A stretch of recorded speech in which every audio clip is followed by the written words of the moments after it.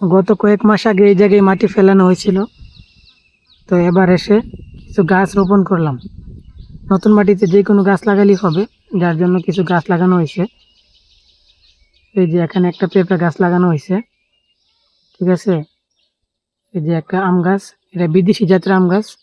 এখানে একটা আনার গাছ লাগানো হয়েছে, ঠিক আছে, অনেক সুন্দর আনার গাছটা। এই যে আর একটা পেঁপে গাছ।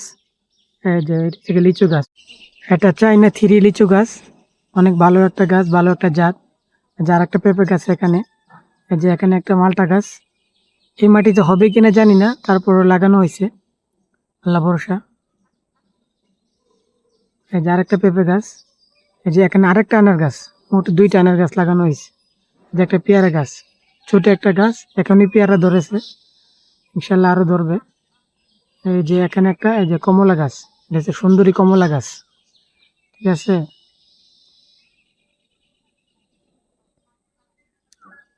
এই যে একটা বড়ই গাছ, দেখেন কত ছোট একটা বড়ই গাছ, এখনই ফুল আসছে, অবশ্যই বড়ি ধরবে আশা করি, ভালো একটা জাত। এটা মনে হয় আপেল কুল, ঠিক আছে, দেখেন কত ফুল ধরছে।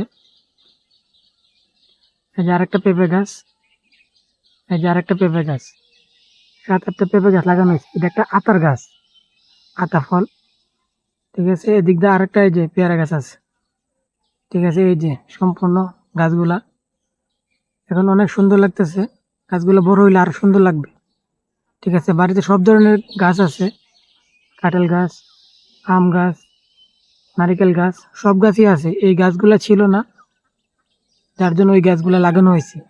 দেখা যাক হয় কিনা, আল্লাহ ভরসা, আশা করি হবে।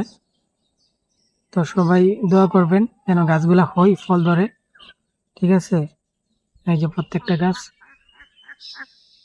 এই যে সামনে আমাদের পুকুর, পুকুরের পাড়ও বাঁধা হয়েছিল, আগে অনেক ছোট ছিল, এখন অনেক বড় হয়েছে, অনেক